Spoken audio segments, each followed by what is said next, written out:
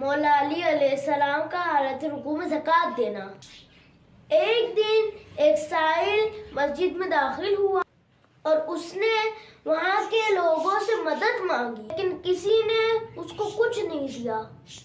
اس موقع پر سائل نے اپنے ہاتھوں کو آسمان کی طرف بلند کیا اور خدا سے شکایت کی کہ خدایا تو گواہ رہنا، میں نے تیرے گھر میں لوگوں سے مدد مانگی مگر کسی نے مجھے کچھ نہیں دیا۔